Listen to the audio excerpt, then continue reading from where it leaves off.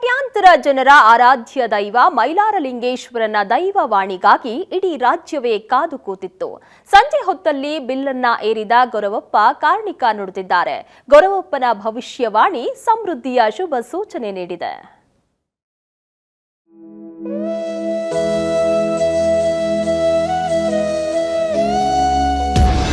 ತುಂಬಿದ ಕೊಡ ತುಳುಕಿತಲೇ ಪರಾಕ್. ಮೈಲಾರಲಿಂಗೇಶ್ವರನ ಕಾರ್ಣಿಕ ನುಡಿದ ಗೊರವಯ್ಯ.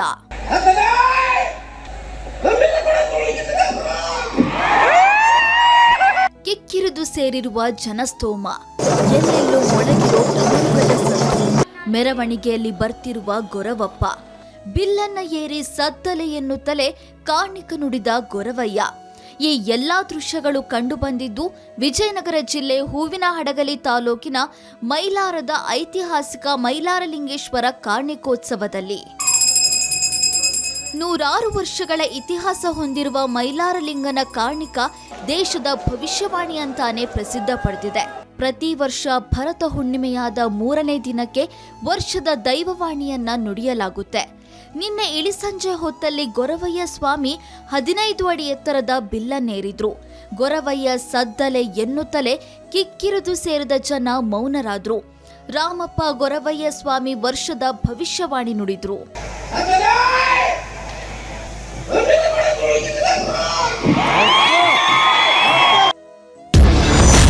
ರಾಜ್ಯಕ್ಕೆ ದೇಶಕ್ಕೆ ಒಳಿತು ಆಗಲಿದೆ ಎಂದ ಧರ್ಮದರ್ಶಿ. ತುಂಬಿದ ಕೊಡ ತುಳುಕಿತಲೆ ಪರಾಕ್ ಅನ್ನುವ ದೈವವಾಣಿ ನುಡಿದ ಗೊರವಪ್ಪ ಈ ಬಾರಿ ರೈತರಿಗೆ ದೇಶಕ್ಕೆ ಮಳೆ ಬೆಳೆ ಸಮೃದ್ಧಿಯಾಗಲಿದೆ, ರಾಜ್ಯಕ್ಕೆ ಉತ್ತಮ ಮಳೆ ಬೆಳೆಯಾಗಲಿದೆ ಅಂತ ಕಾರ್ಣಿಕ ವಿಶ್ಲೇಷಣೆ ಮಾಡಲಾಗ್ತಿದೆ.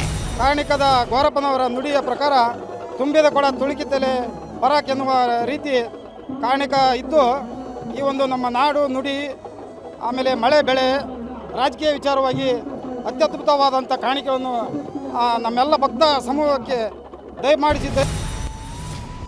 ಮೌನೇಶ್ವರ ತಿಂತಣಿ ಜಾತ್ರೆಯಲ್ಲಿ ಗಾಂಜಾ ಗಮ್ಮತ್ತು.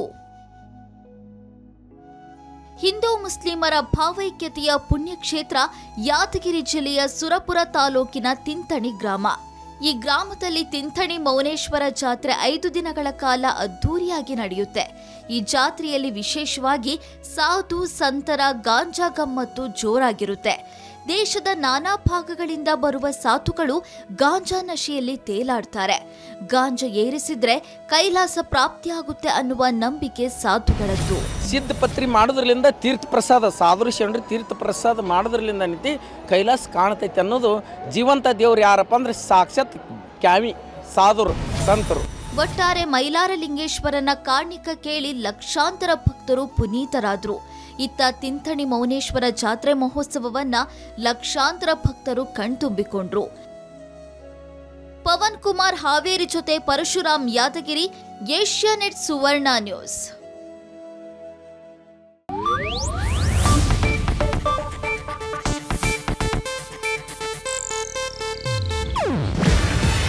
ಇದು ಏಷ್ಯಾನೆಟ್ ನ್ಯೂಸ್ ನೆಟ್ವರ್ಕ್ ಪ್ರಸ್ತುತಿ. ನೀವು ನೋಡ್ತಿದ್ದೀರಾ ಏಷ್ಯಾನೆಟ್ ಸುವರ್ಣ ನ್ಯೂಸ್.